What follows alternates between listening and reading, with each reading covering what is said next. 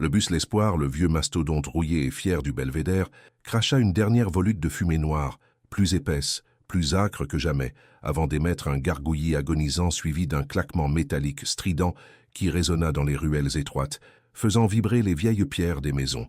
Un silence assourdissant s'ensuivit, brisé seulement par le sifflement d'une cocotte-minute voisine et les cris des mouettes au loin. Les passagers, déjà habitués à ces arrêts, intempestifs, poussèrent des soupirs collectifs, un mélange de résignation et de colère sourde.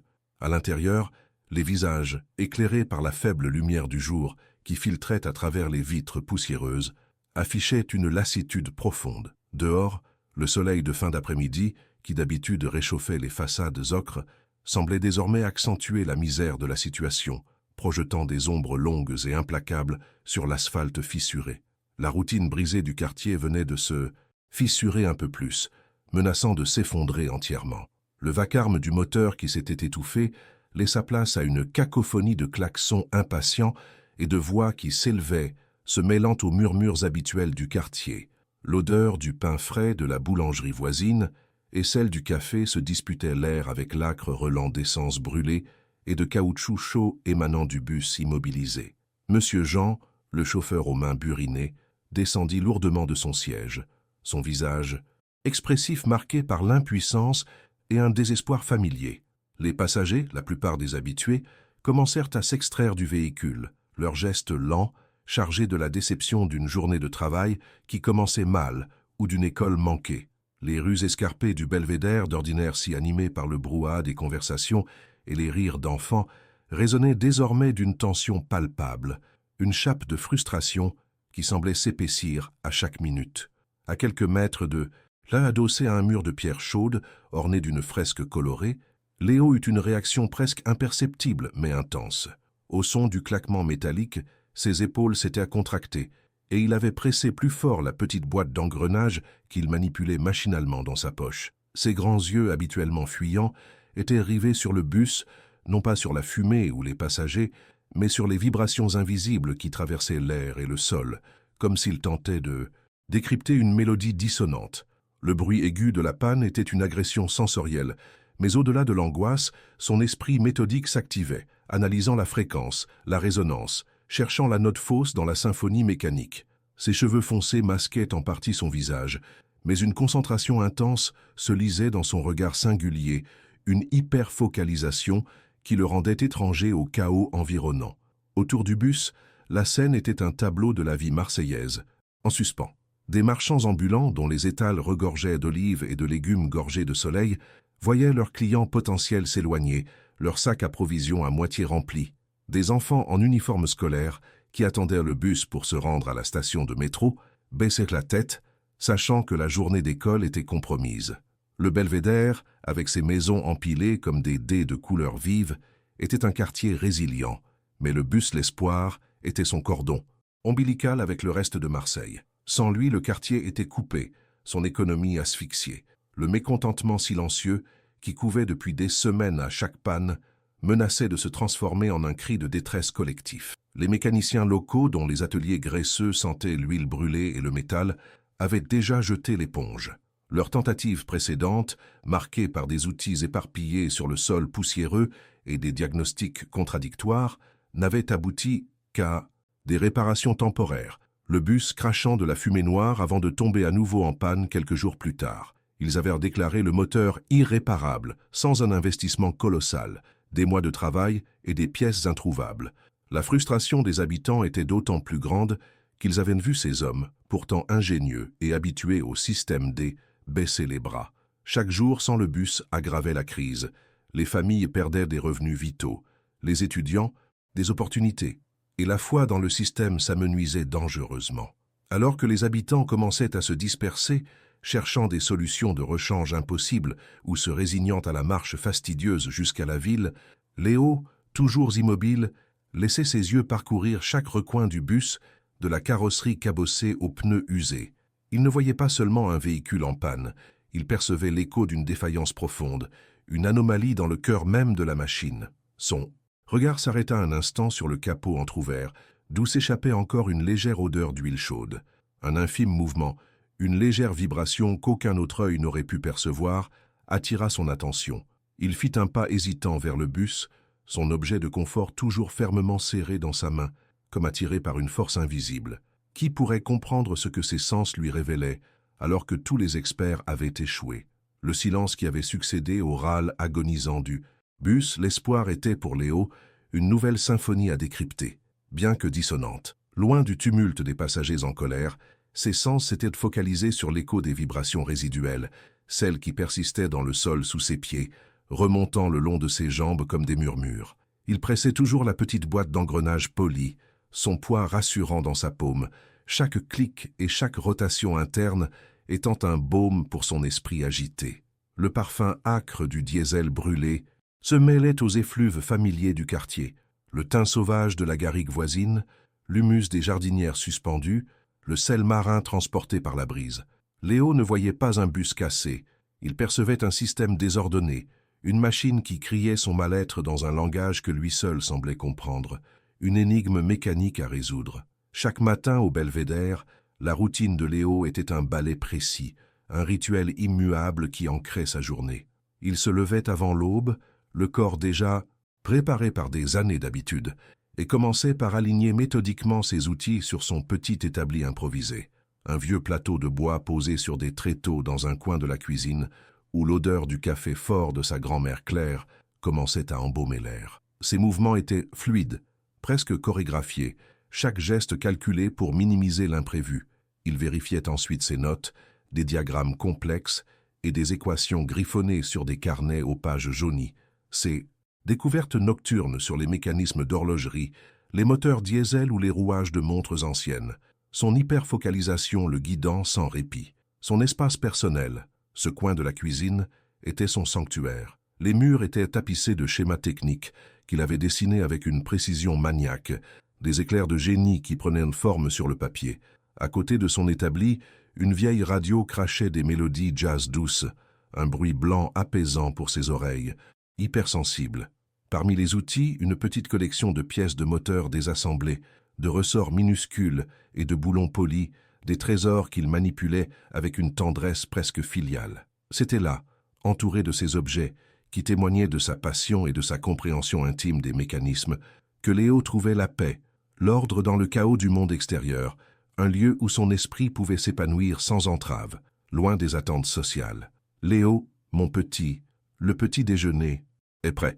Du pain frais, juste pour toi. » La voix douce de grand-mère Claire flottait dans l'air, une mélodie familière qui ne brisait jamais sa concentration, mais l'invitait plutôt à une transition douce. Léo, sans lever les yeux de son schéma, répondit d'une voix monocorde « Merci, Maminou. 5 minutes. » Claire savait que 5 minutes pouvaient signifier 10 ou 20, mais elle comprenait son besoin d'achever une pensée, de fermer une boucle. Elle se contentait de déposer une tranche de pain et un bol de chocolat chaud près de son établi. Léo, pour sa part, ne cherchait pas le contact visuel, mais un léger hochement de tête et un sourire presque imperceptible trahissaient son affection, une communication non verbale que seule Claire déchiffrait avec aisance. Dans le quartier du Belvédère, Léo était une figure à part. Les habitants, habitués à sa présence silencieuse et à son regard souvent perdu dans les abstractions, le saluaient d'un signe de tête distant, respectant son besoin d'espace. Il n'était pas un enfant du quartier comme les autres, ne jouant pas au foot dans la ruelle, ni ne participant aux discussions animées sur le marché. Pourtant, il connaissait chaque fissure dans les trottoirs, chaque ruelle dérobée, chaque recoin où le soleil se posait différemment. Le Belvédère était son monde, un écosystème complexe de sons, de textures et de mouvements qu'il analysait constamment. Le bus étant l'artère principale, son battement de cœur. Il comprenait intuitivement l'importance vitale de cette machine rouillée pour la survie de la communauté. Alors que le soleil se couchait, peignant le ciel de Marseille de teintes orange et violette, Léo, de retour près du bus immobilisé, se sentait irrésistiblement attiré. Le capot du moteur était encore légèrement ouvert, libérant une chaleur résiduelle et une odeur entêtante. Il fit un pas de plus, le bruit des conversations s'estompant autour de lui. Ses doigts, fins et agiles, effleurèrent la carrosserie, froide, puis glissèrent vers le moteur comme s'il cherchait à en prendre le pouls. Son oreille, anormalement sensible, se pencha vers le bloc de métal. Il ne cherchait pas des bruits forts, mais les micro-vibrations, les résonances subtiles, les murmures des pièces fatiguées. Il y avait là, niché au cœur de cette machine silencieuse, une note fausse qu'il était le seul à pouvoir entendre. Alors que la foule se dispersait, une silhouette familière s'approcha de Léo, les pas mesurés sur l'asphalte chaud. Grand-mère Claire, les cheveux tirés en un chignon impeccable, malgré l'heure tardive et l'agitation, portait l'odeur réconfortante du savon de Marseille et de la lavande. Ses yeux, d'un bleu profond et pétillant de sagesse, balayaient la scène, puis se posèrent sur son petit-fils, dont la concentration sur le bus était presque palpable. Elle connaissait cette intensité, ce repli sur soi qui précédait toujours une fulgurance de son esprit. Sans un mot, elle s'arrêta à quelques pas respectant son espace vital, mais sa présence était un ancrage, un signal silencieux qu'il n'était pas seul. Elle comprenait que le bus n'était pas qu'un tas de ferraille pour Léo, c'était un organisme vivant, déséquilibré, et son désordre résonnait profondément en lui. Elle avait vu tant de fois son talent s'exprimer dans les rouages complexes des montres anciennes ou les moteurs hors bord des pêcheurs locaux. Un peu plus loin, Monsieur Jean, le chauffeur du bus, les épaules voûtées sous le poids de la déception, échangeait des paroles amères avec un groupe de commerçants. Son front buriné était marqué de profondes rides, reflet d'années passées derrière le volant de l'espoir, et une sueur fine perlait sur sa nuque. « Ça fait des semaines que ça dure », grommela-t-il, sa voix rauque trahissant une fatigue profonde. « On est coupé du monde. C'est une catastrophe pour tout le monde. Les gosses manquent l'école, les clients n'arrivent plus. » Il jeta un regard las vers le bus puis vers Léo qui semblait absorbé par l'engin. Pour Jean, Léo était juste le gamin silencieux, un peu étrange, qui passait ses journées à gribouiller des schémas incompréhensibles. Il ne voyait pas le potentiel, seulement la bizarrerie, un mélange de scepticisme et d'une résignation amère face à l'impuissance générale. Le désespoir était gravé sur son visage. Soudain, une voiture noire de fonction, flambant neuve, déboula dans la ruelle étroite, forçant les passants à s'écarter. De son habitacle immaculé sortit Chloé Dubois, une femme à l'allure impeccable, son tailleur d'une coupe irréprochable et ses lunettes cerclées d'acier reflétant la lumière du couchant. Son regard balaya la scène avec une efficacité clinique, ne s'attardant sur la misère ambiante que pour la diagnostiquer comme un problème à résoudre avec des méthodes scientifiques. « Ingénieur Dubois, de la métropole », annonça-t-elle d'une voix claire et assurée, presque dénuée de toute émotion, s'adressant aux mécaniciens locaux qui s'étaient rassemblés. Elle ne prêta aucune attention particulière à Léo, le considérant comme un simple adolescent curieux parmi d'autres, son esprit déjà focalisé sur le diagnostic et l'application de protocoles rigoureux. Sa confiance en sa propre expertise était palpable, un mur invisible entre elle et la débrouillardise locale. Au milieu des visages anxieux, Lucie, ses longs cheveux tressés et son sac en toile sur l'épaule, observait la scène avec une acuité différente. Étudiante en sciences sociales à la fac, elle connaissait les rouages complexes de la communauté du Belvédère, ses forces et ses faiblesses. Elle avait vu Léo grandir, silencieux, mais incroyablement doué, et elle avait souvent plaidé sa cause auprès de ceux qui ne comprenaient pas sa singularité.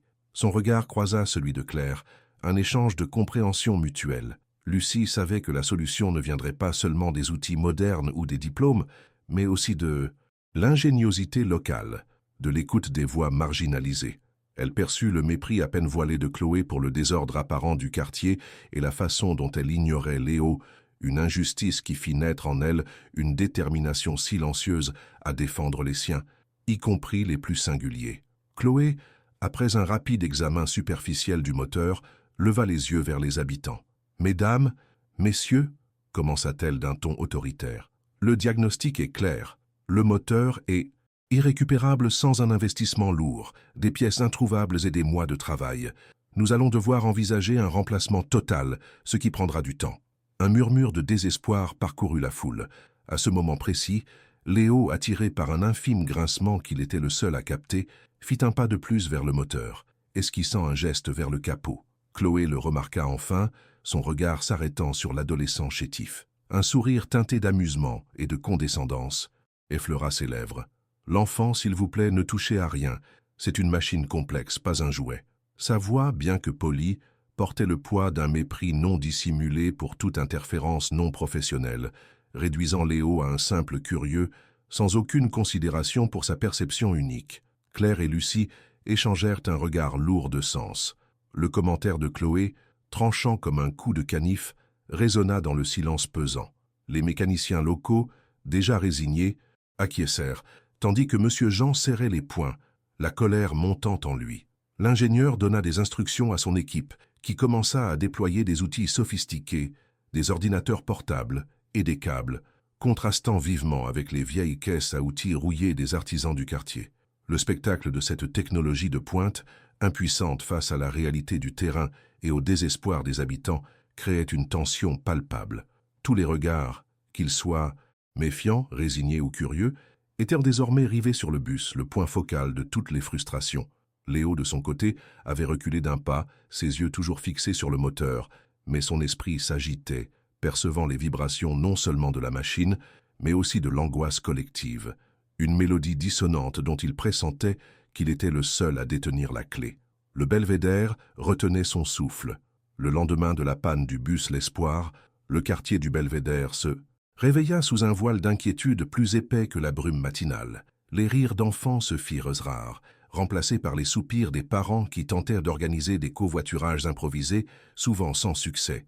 L'odeur habituelle du pain frais de la boulangerie se mêlait désormais à une âcre senteur d'essence stagnante et de métal froid qui émanait du bus, toujours planté là, tel un monument à l'impuissance.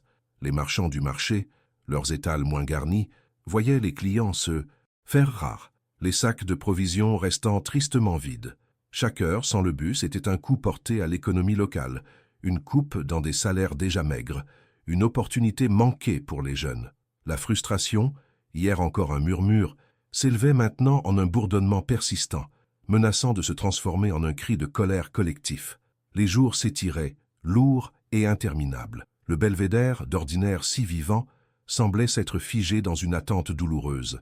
Les écoliers, aux uniformes froissés, traînaient des pieds sur les pavés inégaux, leurs cartables lourds symbolisant le poids de l'éducation manquée, des examens ratés.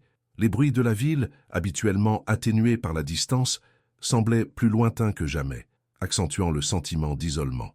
Les tentatives de réparation par l'équipe de Chloé Dubois avaient échoué lamentablement, leurs outils sophistiqués incapables de percer le mystère d'un moteur qui refusait obstinément de démarrer, crachant des fumées intermittentes qui ne faisaient qu'accroître l'anxiété générale. Chaque échec renforçait l'idée que le problème était insoluble, au-delà des compétences conventionnelles, un mal profond qui rongeait le cœur du quartier. Chloé Dubois, les traits tirés par les nuits blanches, mais le regard toujours aussi inflexible, ne déviait pas de son diagnostic initial. Comme je l'ai dit, le moteur est irréparable en l'état. Nous devons envisager un remplacement complet, un projet de plusieurs mois. Toute autre tentative est une perte de temps et de ressources. Sa voix, bien que plus rauque, conservait son ton autoritaire, balayant d'un revers de main les suggestions des mécaniciens locaux et les murmures de la foule. Elle jeta un regard froid vers Léo qui, malgré les avertissements, s'était de nouveau approché du bus, ses doigts effleurant les pneus. « L'enfant, vous ne comprenez pas la complexité de ce que nous faisons. Cessez d'interférer. » Son mépris était palpable, réduisant Léo à un simple obstacle. Une distraction à un problème qu'elle seule, pensait-elle, était qualifiée pour résoudre. Monsieur Jean, le visage empreint d'une résignation amère, tenta d'intervenir. « Mais enfin, madame l'ingénieure, on ne peut pas attendre des mois. Les gens n'ont plus de quoi manger, les enfants sont exclus. Il n'y a pas une autre solution ?» Ces mots se heurtèrent au mur d'assurance de Chloé. « Il n'y a pas de miracle, monsieur. La science et l'ingénierie suivent des protocoles. » La tension était à son comble, palpable comme l'air chaud et lourd de l'après-midi. Les habitants, leurs visages marqués par la fatigue et la faim, sentaient la coupe se resserrer autour d'eux. La confiance envers les autorités s'effritait à chaque heure, les promesses de solutions rapides s'étant envolées en fumée, laissant derrière elles un sentiment d'abandon et de colère sourde. Léo, au milieu de ce chaos croissant, oscillait doucement, ses mains serrant plus fort, sa boîte d'engrenage. Les voix des gens, les klaxons impatients des voitures, le froissement des sacs de course vides, tout cela formait une cacophonie douloureuse pour ses sens hypersensibles. Il percevait non seulement le grincement des rouages fatigués du bus, mais aussi la mélodie dissonante de la détresse collective, des vibrations de désespoir qui résonnaient dans le sol et dans l'air. Il sentait la peur, la frustration, la colère, comme des ondes de choc qui le traversaient. Son esprit, méthodique, habitué à trouver l'ordre dans le désordre mécanique, était submergé par le chaos émotionnel ambiant et il cherchait désespérément une note juste, un point d'ancrage dans cette symphonie discordante. La nuit suivante, une averse inattendue s'abattit sur le belvédère, transformant les ruelles en torrents boueux, comme si le ciel lui-même pleurait la misère du quartier. Le bus, sous la pluie battante, semblait plus isolé et abandonné que jamais. Les lumières des maisons s'éteignaient, une à une, plongeant le quartier dans une obscurité angoissante. Au loin, on entendit une ambulance, puis une autre, les sirènes déchirant le silence de la nuit, signe des conséquences sanitaires de l'isolement. La situation avait atteint un point de non-retour. Comment la communauté allait-elle survivre? Et Léo, ce jeune homme si singulier, allait-il trouver un moyen de faire entendre sa voix, de décrypter le langage secret de la machine et de la communauté avant qu'il ne soit trop tard? Les jours qui suivirent la panne du bus L'Espoir virent l'équipe de Chloé Dubois redoubler d'efforts, leur présence stérile et leurs équipements high-tech contrastant avec le désespoir croissant du belvédère. Des scanners sophistiqués furent branchés au moteur, des câbles serpentant sur l'asphalte fissuré et des ordinateurs portables affichèrent des diagrammes complexes en temps réel. L'air s'emplit du bourdonnement des diagnostics électroniques, une mélodie froide et impersonnelle, loin des bruits, familiers du quartier. Les mécaniciens locaux, jadis si fiers de leur système D, observaient impuissants la scène, leurs mains calleuses démangeant de pouvoir aider, mais leurs outils rudimentaires semblaient dérisoires face à cette débauche de technologie. Une lueur d'espoir fugace traversa la foule, avant de s'éteindre sous le poids des promesses non tenues.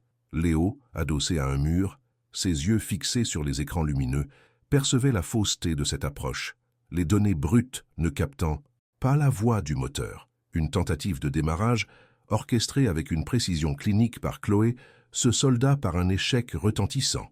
Le moteur, après un râle hésitant, cracha une volute de fumée plus épaisse et plus âcre que jamais, suivi d'un sifflement strident qui fit grimacer Léo, le forçant à presser plus fort sa boîte d'engrenage. Un murmure de déception parcourut la foule, se transformant vite en soupir las et en hochement de tête résigné. Monsieur Jean, les poings serrés, détourna le regard, la défaite gravée sur son visage. Chloé, le front plissé, déclara d'une voix sèche « C'est confirmé. Le bloc moteur est définitivement endommagé. Il faut envisager un remplacement total. » Son diagnostic, bien que logique pour elle, sonnait comme une sentence de mort pour le quartier, une preuve irréfutable de l'incapacité des « experts » à comprendre la véritable nature du problème. Les jours suivants, les échecs s'accumulèrent. Les équipes de Chloé tentèrent des réparations plus invasives. Des pièces furent démontées avec des clés à choc bruyantes, des capteurs remplacés, des filtres nettoyés, mais le moteur restait désespérément silencieux ou ne produisait que des grognements sporadiques comme un animal blessé. L'odeur d'huile neuve se mêlait à celle du diesel stagnant, créant un mélange écœurant. Le sol autour du bus se couvrit d'outils abandonnés, de chiffons souillés et de pièces détachées, un cimetière mécanique témoignant de l'impuissance. Chaque tentative avortée était un coup de marteau sur la moralité déjà fragile des habitants, un rappel constant de leur isolement croissant. Léo, lui, observait chaque mouvement, chaque son, chaque vibration, son esprit cataloguant les erreurs, identifiant les lacunes dans l'approche, comme un détective silencieux devant une scène de crime. La moralité collective du belvédère s'effondrait à vue d'œil. Les rires d'enfants avaient presque disparu, remplacés par le silence pesant des rues, à peine troublés par les conversations chuchotées et les plaintes amères. Les marchands rangèrent leurs étals plus tôt, leurs visages marqués par l'inquiétude, les clients se faisant de plus en plus rares. Les parents, épuisés par les trajets à pied ou les combines de covoiturage, affichaient une résignation qui faisait mal à voir. Lucie tentait de réconforter et de mobiliser, mais la lassitude était trop grande. « On est abandonné », souffla une vieille femme, ses yeux rivés sur le bus immobile. « Ils ne comprennent rien à notre vie ici. » Le sentiment d'être invisible, de ne pas être entendu rongeait la communauté, transformant la frustration en une amertume profonde et dangereuse. Chloé Dubois, malgré les échecs répétés de son équipe et l'évidence de leur incapacité à résoudre le problème, restait inflexible, son arrogance intacte. « Il n'y a rien à faire », répétait-elle, sa voix tranchante. « Le moteur est mort, nous devons commander un nouveau bus, cela prendra des mois. » Son regard glissa sur Léo qui s'était approché du bus, ses doigts effleurant une partie du châssis. Encore lui, pensa-t-elle avec un soupir exaspéré, le considérant comme un simple enfant turbulent, une nuisance à ses protocoles. Elle ne voyait pas l'intensité de son regard, la finesse de ses doigts, qui captaient des micro-vibrations imperceptibles, ni la complexité des schémas qui s'imbriquaient dans son esprit. Pour elle, Léo n'était qu'un élément perturbateur, une aberration dans un monde qu'elle croyait pouvoir maîtriser par la seule force de la logique et des diplômes. Alors que la nuit tombait, drapant le belvédère d'une obscurité angoissante, une annonce officielle fut faite par la mairie. Le bus L'Espoir était déclaré hors service pour une durée indéterminée. Un silence de mort s'abattit sur la foule, un silence plus lourd que le vacarme d'une panne. Les visages se figèrent, la nouvelle tombant comme un couperet. Des murmures de colère sourde commencèrent à s'élever, menaçant de se transformer en un véritable tollé. Le quartier était coupé du monde, son poumon économique asphyxié. Léo, au milieu de ce chaos émotionnel, ne bougea pas. Ses yeux, d'une clarté déconcertante, restaient fixés sur le moteur, non pas sur les pièces cassées, mais sur la défaillance fondamentale, la note dissonante que seul son esprit était capable de décrypter. Il ressentait l'urgence, la détresse, et une conviction grandissait en lui. Il savait. La nouvelle de l'arrêt indéterminé du bus, L'Espoir frappa le belvédère comme un coup de massue, asséchant les dernières gouttes d'espoir. Les murmures de colère sourde s'étaient mués en un bourdonnement menaçant, la tension prête à éclater. Monsieur Jean, le visage ravagé par l'impuissance, se tenait au milieu de la foule, les mains tremblantes. « On ne peut pas rester là à attendre !» s'écria une femme, ses mots résonnant dans le silence oppressant. C'est alors que Lucie, les yeux fixés sur Léo, qui, imperturbable, continuait de fixer. Le bus prit la parole, sa voix claire portant au-dessus du désespoir ambiant. Et si on donnait sa chance à Léo? Il passe ses journées à étudier ce bus. Il voit des choses que personne d'autre ne voit. Nos mécaniciens ont échoué, l'ingénieur aussi. Qu'avons-nous à perdre? Ces paroles, bien qu'audacieuses, furent accueillies par un mélange de surprise et de scepticisme, certains habitants se tournant vers Léo avec curiosité, d'autres avec méfiance. Chloé Dubois, interrompue dans ses explications techniques à un assistant, tourna son regard glacial vers Lucie puis vers Léo, un sourire moqueur effleurant ses lèvres fines. « Vraiment? Vous suggérez qu'un enfant, un adolescent qui plus est, avec des particularités, puisse résoudre un problème que mes équipes d'ingénieurs qualifiés n'ont pas réussi à percer? C'est de l'irresponsabilité. Ce n'est pas un jeu, c'est un moteur complexe, fruit de décennies de recherche, pas une horloge de grand-père. » Ces mots, empreints d'un capacitisme évident, blessèrent Léo qui se recroquevilla légèrement sur lui-même, sa boîte d'engrenage se serrant convulsivement dans sa paume. Les regards dubitatifs de certains habitants, influencés par la condescendance de Chloé, accentuèrent son malaise, les ondes de méfiance et de jugement le submergeant. Le bruit des klaxons lointains et le froissement des sacs vides résonnèrent plus fort à ses oreilles, menaçant de le déborder. Léo, les épaules voûtées, sentit le poids de tous ces regards sur lui, la pression de l'attente et du jugement l'écrasant. Son corps se balança imperceptiblement, un mécanisme d'autorégulation face à l'angoisse grandissante. C'est à ce moment que grand-mère Claire, son visage ridé empreint d'une détermination tranquille, s'avança posant une main douce sur l'épaule de Léo. « Chloé, ma chère, Léo voit le monde différemment. Ce n'est pas une faiblesse, c'est une force. Il n'a pas de diplôme, c'est vrai, mais il a une compréhension intuitive des machines, une connexion que vos ordinateurs ne peuvent pas mesurer. Laissez-le essayer, pour le bien du quartier. » Sa voix, douce mais ferme, portait le poids de l'expérience et de l'amour, un baume pour l'esprit agité de Léo.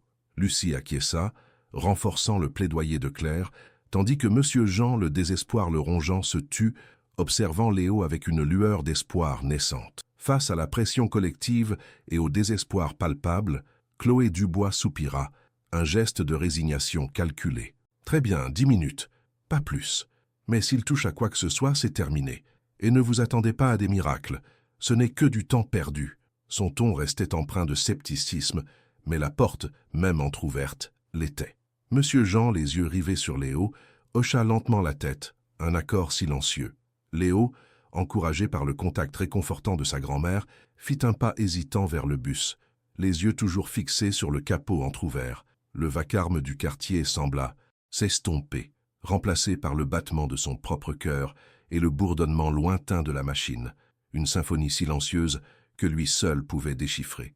Léo s'approcha du moteur, ses doigts fins effleurant la carrosserie tiède, puis le métal froid du bloc moteur. Il ne sortit aucun outil, ne manipula aucun fil. Ses yeux, d'une intensité rare, parcouraient chaque recoin, son ouïe hypersensible cherchant les micro-vibrations, les murmures des pièces fatiguées. Il sentit le déséquilibre. Une dissonance au cœur même du système de combustion. L'odeur du diesel, hier âcre et repoussante, se transforma en un indice, une signature olfactive. Il ferma les yeux un instant, ses sens s'aiguisant, percevant le flux anormal du carburant, un léger tremblement dans une conduite, une respiration irrégulière du moteur. Ce n'était pas une panne classique, mais une série de défaillances interconnectées, une mélodie fausse dans le concert mécanique, dont la clé se trouvait dans un élément minuscule, un point de blocage que personne n'avait détecté. Léo rouvrit les yeux, son regard posé sur un point précis du moteur, un endroit insignifiant pour les autres. Il leva un doigt, le pointant avec une précision déconcertante. « Le filtre à carburant », dit-il d'une voix monocorde, presque inaudible, mais qui résonna dans le silence. Il est encrassé, et une micro-fissure sur la conduite d'injection à cause de la vibration anormale du support du moteur. La pression n'est pas stable. Monsieur Jean et Lucie échangèrent un regard stupéfait. Chloé, le front plissé, s'approcha, son scepticisme vacillant un instant face à la précision inattendue. Léo, le visage impassible, avait posé son diagnostic initial, incomplet mais percutant. Le belvédère retenait son souffle, une étincelle d'espoir, aussi infime soit-elle, venant d'être allumée par le plus inattendu de ses habitants. Le jeune homme singulier venait de prendre sa place au centre de la scène, son rôle désormais actif et indéniable. L'annonce de Léo, à peine audible mais si percutante, laissa la foule en suspens. Un silence étonné s'installa, brisé seulement par le sifflement lointain d'une cocotte minute et les cris persistants des mouettes. Chloé Dubois, les sourcils froncés d'incrédulité, s'apprêtait à rétorquer, son esprit scientifique refusant d'admettre une telle intuition non conventionnelle. Cependant, le désespoir ambiant était si palpable et la précision inattendue du jeune homme si déconcertante qu'un murmure d'espoir, fragile comme une bulle de savon, commença à se propager parmi les habitants. Léo, lui, sentit la pression monter, les regards braqués sur lui, les voix qui s'élevaient de nouveau, même chuchotées, tout cela formait une cacophonie sensorielle qui menaçait de le submerger. Ses épaules se contractèrent, sa boîte d'engrenage serrait si fort que ses phalanges blanchirent. Il avait besoin d'ordre, de calme, d'un espace où son esprit pourrait se concentrer sans les assauts du monde extérieur. Grand-mère Claire, percevant l'angoisse de son petit-fils, s'avança calmement. Son regard bienveillant balaya la foule, puis se posa sur Léo, ses yeux lançant un message silencieux de soutien. « S'il vous plaît, dit-elle d'une voix douce mais ferme, Léo a besoin de calme. Reculez un peu.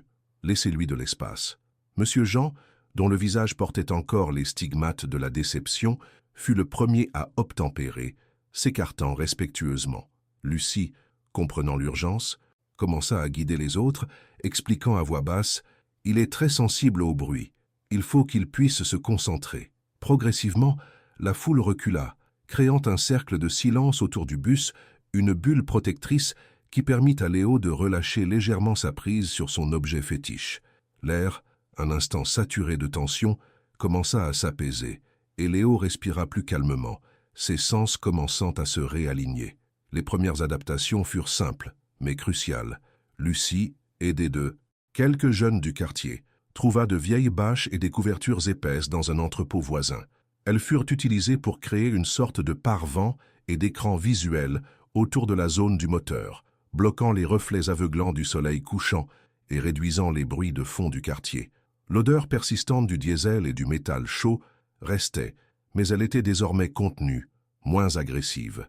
Une lampe torche à lumière douce fut allumée, fournissant un éclairage ciblé et constant sur le moteur, évitant les ombres mouvantes et les scintillements qui perturbèrent Léo. Cet espace confiné, presque ritualisé, devint son sanctuaire temporaire, un lieu où son hyper-focalisation pouvait prendre le dessus, le libérant des agressions sensorielles constantes du belvédère. La concentration commença à se lire sur son visage.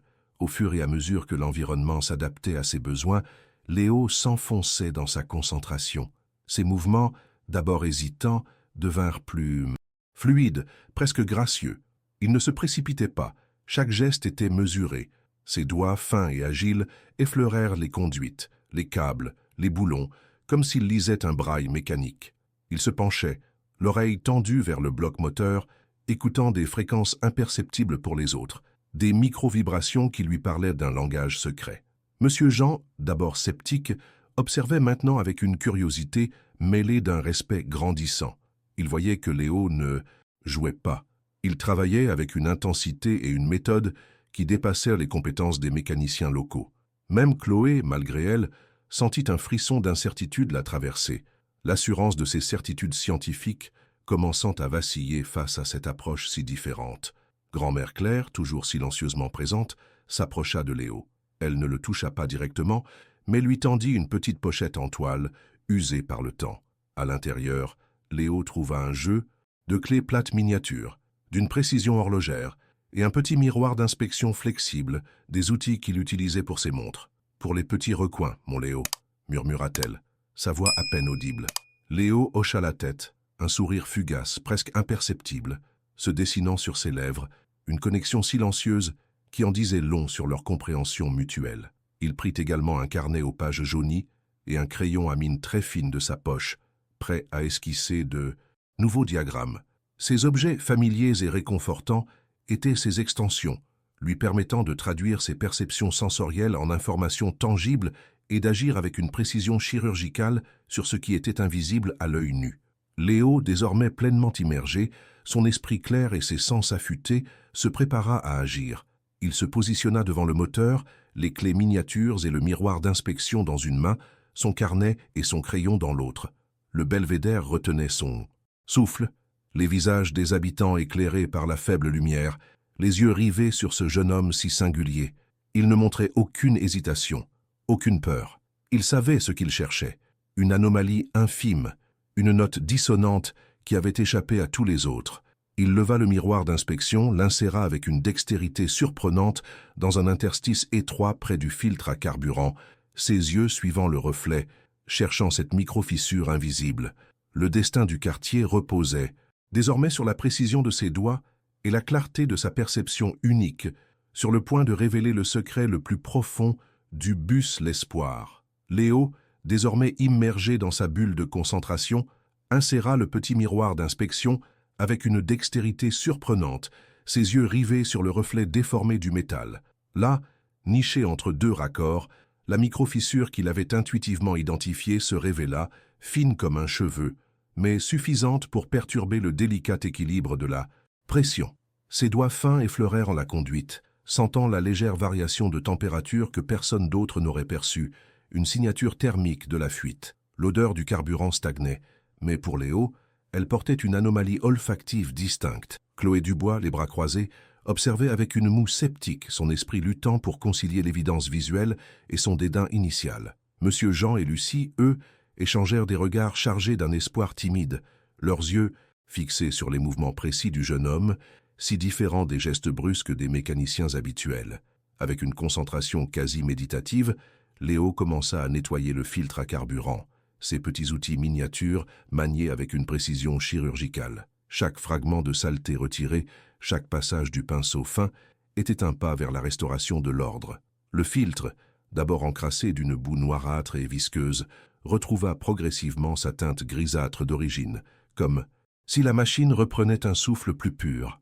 Un léger sifflement, à peine perceptible pour les autres, s'atténua à chaque geste de Léo, signe pour lui d'une amélioration significative de la circulation du carburant. Le silence attentif du quartier, maintenu par Claire et Lucie, était un baume pour ses sens, lui permettant d'écouter les murmures du moteur. Chloé, malgré elle, se pencha légèrement, une curiosité inavouée, commençant à percer son masque de rationalité. Chloé, visiblement agacée par cette avancée inattendue et non conventionnelle, s'approcha, son regard scrutant le travail de Léo avec une intensité nouvelle, teintée d'une pointe d'agressivité professionnelle. « Qu'est-ce que vous faites exactement ?» demanda-t-elle, d'une voix plus sèche, brisant la bulle de concentration de Léo. « Nous avons des protocoles stricts, et cette méthode n'en fait pas partie. » Ces mots percutèrent Léo, qui se tendit, le bruit des conversations lointaines et le froissement des bâches semblant s'intensifier, menaçant de le submerger. De plus, Une pièce adjacente, un petit raccord corrodé et grippé, se montra plus récalcitrante que prévu, refusant de se desserrer, comme si le bus lui-même résistait à l'intrusion, ajoutant une couche de frustration à la tension ambiante. Face à l'obstacle inattendu et la pression montante, Léo sentit son corps se balancer plus distinctement, ses mains serrant sa boîte d'engrenage. Le raccord, rouillé et obstiné, semblait défier sa logique. Il ferma les yeux un instant, les sons ambiants se transformant en une cacophonie, avant de se concentrer sur le problème spécifique. Il visualisa les engrenages de sa boîte, cherchant une solution. Une idée, fulgurante et non conventionnelle, traversa son esprit. Il ouvrit les yeux, son regard vif et, ignorant Chloé, chercha du regard Monsieur Jean. « Un peu d'huile de cuisson pour le raccord, dit-il, sa voix monocorde. Monsieur Jean, d'abord perplexe, acquiesça, se souvenant des vieilles astuces de son grand-père. Claire posa une main rassurante sur l'épaule de Léo, un soutien silencieux. Monsieur Jean revint rapidement avec une petite bouteille d'huile d'olive de sa cuisine, l'odeur familière se mêlant à celle du diesel. Léo, avec une finesse étonnante, en appliqua quelques gouttes sur le raccord récalcitrant. Il attendit un instant, ses sens à l'affût, puis, avec une clé miniature, il tenta à nouveau de le desserrer. Un léger craquement se fit entendre, non pas un son de rupture, mais de libération. Le raccord tourna lentement d'abord, puis avec plus de fluidité. Léo put alors le retirer et le remplacer par une pièce de rechange neuve que Claire avait miraculeusement dénichée dans une vieille boîte à outils. Une micro-victoire, silencieuse mais significative, balaya le désespoir. Un léger murmure d'admiration parcourut la foule, tandis que Chloé, les yeux écarquillés, observait, son assurance se fissurant sous le poids de l'évidence. Le moment de vérité arriva. Léo, le visage impassible, fit un pas en arrière, son travail pour cette phase achevée. Il pointa du doigt le moteur, un geste bref mais clair. Monsieur Jean, le cœur battant à tout rompre, s'installa derrière le volant, ses mains tremblantes sur la clé de contact. Il lança le moteur. Un râle rauque plus fort que les fois précédentes s'éleva, suivi d'une toux métallique qui fit sursauter certains. Puis, contre toute attente, un toussotement régulier, une pulsation timide mais indéniable, comme un cœur qui reprend vie. Le moteur ne tournait pas encore à plein régime, mais il respirait, un battement retrouvé, même faible. Une onde de choc parcourut la foule, des murmures d'étonnement, puis des exclamations de joie contenues. Chloé Dubois, les yeux écarquillés, recula d'un pas, son visage livide. L'impossible venait de se produire. Le bus L'Espoir n'était pas encore sauvé, mais la mort annoncée s'était transformée en un coma profond avec un signe vital, grâce à la perspicacité de Léo, le jeune homme. Singulier. Léo, malgré le battement retrouvé du moteur, sentait que la symphonie mécanique restait incomplète. Une note fondamentale manquait à l'orchestre. Ses doigts fins effleurèrent de nouveau le bloc, percevant au-delà des vibrations superficielles une résonance subtilement discordante, un tremblement infime mais constant dans le support moteur, celui-là même qu'il avait mentionné. L'odeur du diesel, bien que moins âcre, portait encore la signature d'une combustion imparfaite, un déséquilibre interne que seuls ses sens hypersensibles pouvèrent déchiffrer. Il ferma les yeux un instant, visualisant les flux d'énergie, les forces en jeu, les rouages invisibles qui luttaient pour trouver leur équilibre. C'était comme si le bus respirait, mais avec un poumon endommagé, une défaillance plus profonde que de simples pièces encrassées, un problème d'alignement, une torsion infime menaçant la structure même. Chloé Dubois, reprenant ses esprits, s'avança, son visage toujours pâle, mais sa voix retrouvant un semblant d'autorité. « Ce n'est qu'un sursis, déclara-t-elle, son regard balayant la foule en quête d'approbation. Le moteur est trop endommagé pour tenir. Il faut un diagnostic complet. » Un murmure d'anxiété parcourut la foule, la tension remontant. Léo, sans la regarder, pointa du doigt un boulon à la base du support moteur, presque invisible sous une couche de graisse séchée. « Ce support, il est décalé, » prononça-t-il d'une voix monocorde. Une vibration. Anormale le désaligne. Le moteur travaille en porte-à-faux. C'est ça qui a provoqué les micro-fissures et encrassé le filtre. Il traça rapidement un diagramme complexe sur le sol poussiéreux, montrant les forces de torsion et les points de stress, un langage que seuls les passionnés de mécanique pouvaient suivre. Le temps pressait. La lumière du crépuscule s'épaississait et l'ombre du bus s'allongeait, menaçante. Léo, sans attendre de permission, s'agenouilla. Il sortit de sa petite pochette une clé à molette minuscule et un niveau à bulle de précision, des outils qu'il utilisait pour les mécanismes d'horlogerie. Ses doigts, d'une agilité déconcertante, commencèrent à desserrer le boulon incriminé, puis à l'ajuster avec une précision millimétrique, vérifiant l'alignement avec le niveau à bulle. Chaque quart de tour était mesuré, chaque vibration sous ses paumes analysée. Le bruit des klaxons au loin, le brouhaha du quartier, tout semblait s'estomper autour de lui, remplacé par le seul murmure du métal et le rythme de sa propre respiration. La sueur perlait sur son front, mais son regard restait d'une clarté absolue, son hyperfocalisation à son paroxysme. Chloé, intriguée malgré elle, s'approcha, son regard scrutant chaque mouvement de Léo. « Ce n'est pas la procédure standard, dit-elle d'une voix presque inaudible, son assurance vacillant. Vous risquez d'aggraver la situation. » Ces mots, comme des aiguilles, piquèrent Léo, qui se balança imperceptiblement. Mais il ne répondit pas, trop absorbé par la tâche. Monsieur Jean et Lucie, les yeux rivés sur le jeune homme, échangèrent un regard d'inquiétude, sentant la pression exercée par l'ingénieur. La foule retenait son souffle, consciente de l'enjeu, chaque minute semblant s'étirer en une éternité. Le sort du quartier reposait sur les mains de Léo, et la tension était palpable, lourde comme l'air d'avant l'orage. Après ce qui sembla une éternité, Léo resserra le boulon avec une précision chirurgicale, son niveau à bulle indiquant un alignement parfait. Il se releva, son visage impassible, mais un léger frémissement parcourait son corps. Il pointa du doigt le moteur, un geste bref mais définitif. « C'est bon », dit-il, sa voix à peine plus forte qu'un murmure. Le déséquilibre est corrigé. Il avait rétabli l'harmonie, la symphonie mécanique était enfin juste. Monsieur Jean, le cœur battant la chamade, reprit sa place au volant. Il respira profondément, le regard fixé sur Léo, puis tourna la clé. De contact, un geste lourd de conséquences. Le belvédère tout entier retenait son souffle, chaque habitant priant silencieusement pour un miracle. Le moteur, cette fois, ne toussa pas, ne cracha pas de fumée. Il rugit, un rugissement profond, puissant, régulier, qui fit vibrer l'asphalte sous les pieds de la foule.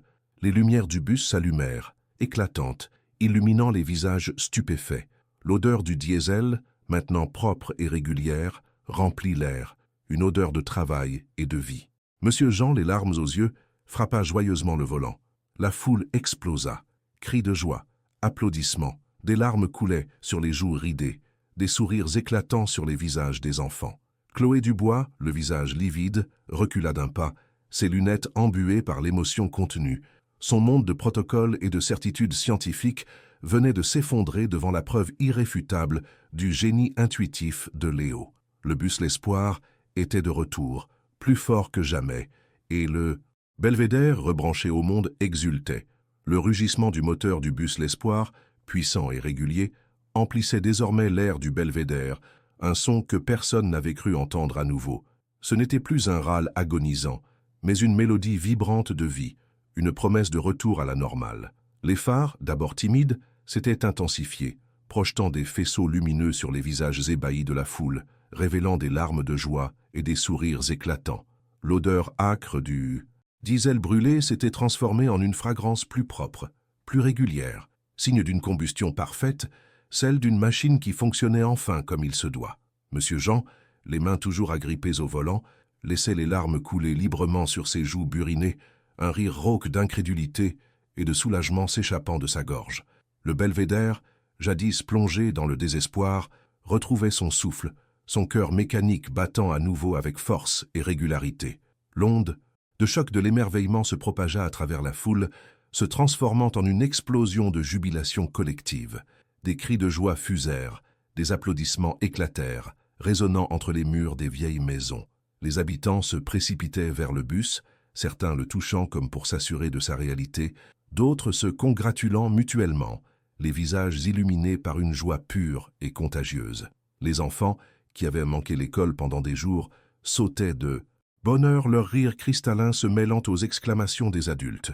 Les marchands ambulants, dont les affaires avaient périclité, affichèrent des sourires radieux, imaginant déjà le retour des clients.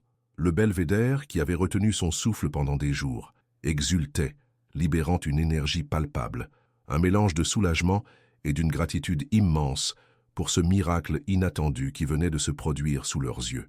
Au milieu de ce tumulte joyeux, Léo restait immobile, son visage impassible, presque détaché. Le vacarme des acclamations, d'ordinaire si agressif pour ses sens, semblait cette fois se fondre en une mélodie harmonieuse, un écho lointain de la symphonie mécanique qu'il venait de réparer. Il ne recherchait pas la reconnaissance, ni les applaudissements. Sa satisfaction était interne, profonde, celle d'un esprit qui avait trouvé l'ordre dans le chaos, une énigme résolue. Ses yeux, d'une clarté inhabituelle, balayaient le moteur, percevant la fluidité des flux, l'absence de toute vibration anormale, le ronronnement parfait. Le poids des attentes et de l'angoisse collective s'estompait, laissant place à une paix intérieure, une certitude silencieuse que le bus, ce cœur du quartier, avait retrouvé son battement juste et que son hyperfocalisation avait sauvé le belvédère. Chloé Dubois, le visage livide, recula d'un pas, ses lunettes embuées par une émotion qu'elle ne parvenait pas à nommer. Son monde de certitudes scientifiques, de protocoles rigoureux et de diagnostics irréfutables s'était effondré en quelques minutes devant l'évidence du génie intuitif de Léo. Les outils sophistiqués de son équipe, ses ordinateurs affichant des données complexes, tout cela semblait dérisoire face à la simplicité déconcertante de la solution trouvée par un adolescent qu'elle avait si dédaigneusement qualifié de bizarre. Elle ne dit rien. Son silence était plus éloquent que n'importe quelle excuse, un mélange de stupeur, de frustration et d'une pointe d'humiliation. Elle ne pouvait plus ignorer Léo ni le rejeter comme une simple nuisance. La réalité brute de son échec et du succès éclatant du jeune homme était une gifle en plein visage, la forçant à reconsidérer toutes ses convictions. Le retour du bus L'Espoir fut bien plus qu'une simple réparation mécanique. Ce fut une résurrection pour le belvédère. Les conversations reprenaient avec ferveur, les habitants planifiant déjà leur trajet du lendemain, les rendez-vous manqués, les opportunités retrouvées. L'odeur du café, du pain frais et des olives, un instant éclipsée par celle du diesel et du métal froid, revint en force, comme si le quartier retrouvait son parfum original. Les marchands se mirent à crier leur promotion avec un entrain renouvelé, les enfants se mirent à courir dans les rues, leurs sacs d'école désormais légers dans leurs esprits. Le sentiment d'isolement s'évaporait, remplacé par une vague d'optimisme contagieux. Le bus, ce vieux mastodonte rouillé, était redevenu le cordon ombilical du belvédère avec le reste de Marseille, un symbole tangible de la résilience communautaire et de l'espoir retrouvé, pulsant au cœur de la ville. Alors que les célébrations commençaient à s'estomper, laissant place à un murmure de satisfaction, Monsieur Jean, Lucie et grand-mère Claire s'approchèrent de Léo, qui observait toujours le moteur, comme s'il s'assurait que son battement restait juste. Les regards de la foule se tournèrent vers lui, non plus avec méfiance ou curiosité, mais avec une admiration et une gratitude profonde. Léo n'était plus le gamin silencieux ou le bizarre. Il était devenu le sauveur du belvédère, celui qui avait percé le secret du bus, là où tous les experts avaient échoué. Un nouveau chapitre s'ouvrait pour lui, un chapitre de reconnaissance et de compréhension. Le soleil, qui avait baigné le quartier de sa lumière implacable pendant les jours de désespoir, se couchait enfin, peignant le ciel de teintes pourpres et dorées, comme pour saluer le jeune héros de l'ombre qui venait de briller de mille feux. Le rugissement du moteur du bus L'Espoir, puissant et régulier, emplissait désormais l'air du belvédère, un son que personne n'avait cru entendre à nouveau. Ce n'était plus un râle agonisant, mais une mélodie vibrante de vie, une promesse de retour à la normale. Les phares, d'abord timides, s'étaient intensifiés, projetant des faisceaux lumineux sur les visages ébahis de la foule, révélant des larmes de joie et des sourires éclatants. L'odeur âcre du diesel brûlé s'était transformée en une fragrance plus propre, plus régulière, signe d'une combustion parfaite, celle d'une machine qui fonctionnait enfin comme il se doit. Monsieur Jean, les mains toujours agrippées au volant, laissait les larmes couler librement sur ses joues burinées, un rire rauque d'incrédulité et de soulagement s'échappant de sa gorge. Le belvédère, jadis plongé dans le désespoir, retrouvait son souffle, son cœur mécanique battant, à nouveau avec force et régularité. L'onde de choc de l'émerveillement se propagea à travers la foule, se transformant en une explosion de jubilation collective. Des cris de joie fusèrent, des applaudissements éclatèrent, résonnant entre les murs des vieilles maisons.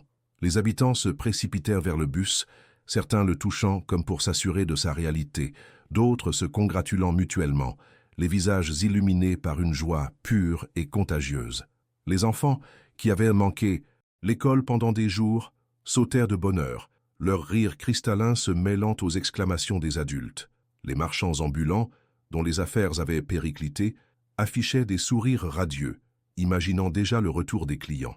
Le belvédère, qui avait retenu son souffle pendant des jours, exultait, libérant une énergie palpable, un mélange de soulagement et d'une gratitude immense pour ce miracle inattendu qui venait de se produire sous leurs yeux.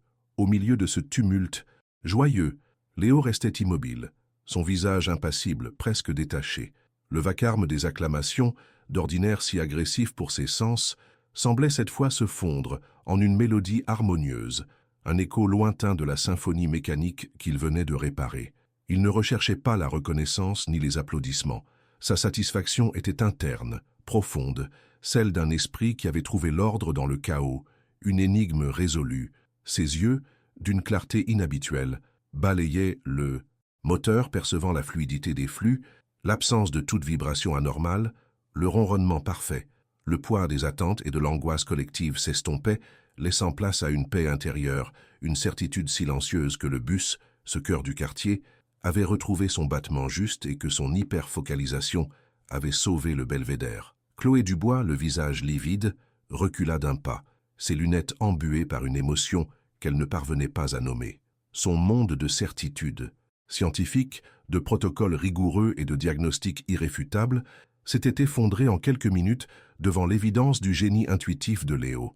Les outils sophistiqués de son équipe, ses ordinateurs affichant des données complexes, tout cela semblait dérisoire face à la simplicité déconcertante de la solution trouvée par un adolescent qu'elle avait si dédaigneusement qualifiée de « bizarre ». Elle ne dit rien. Son silence était plus éloquent que n'importe quelle excuse. Un mélange de stupeur, de frustration et d'une pointe d'humiliation. Elle ne pouvait plus ignorer Léo, ni le rejeter comme une simple nuisance. La réalité brute de son échec et du succès éclatant du jeune homme était une gifle en plein visage, la forçant à reconsidérer toutes ses convictions. Le retour du bus L'Espoir fut bien plus qu'une simple réparation mécanique. Ce fut une résurrection pour le belvédère. Les conversations reprenaient avec ferveur, les habitants planifiant déjà leur trajet du lendemain, les rendez-vous manqués, les opportunités retrouvées. L'odeur du café, du pain frais et des olives, un instant éclipsée par celle du diesel et du métal froid, revint en force, comme si le quartier retrouvait son parfum original. Les marchands se mirent à crier leur promotion avec un entrain renouvelé. Les enfants se mirent à courir dans les rues, leurs sacs d'école désormais légers dans leurs esprits. Le sentiment d'isolement s'évaporait, remplacé par une vague d'optimisme contagieux.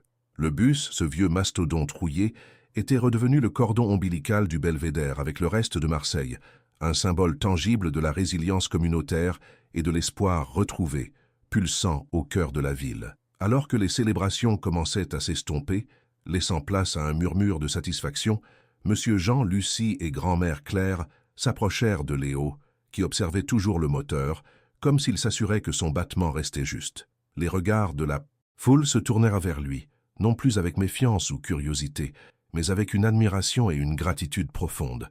Léo n'était plus le gamin silencieux ou le bizarre. Il était devenu le sauveur du belvédère, celui qui avait percé le secret du bus, là où tous les experts avaient échoué. Un nouveau chapitre s'ouvrait pour lui, un chapitre de reconnaissance et de compréhension. Le soleil, qui avait baigné le quartier de sa lumière implacable pendant les jours de désespoir, se couchait, enfin peignant le ciel de teintes pourpres et dorées, comme pour saluer le jeune héros de l'ombre qui venait de briller de mille feux.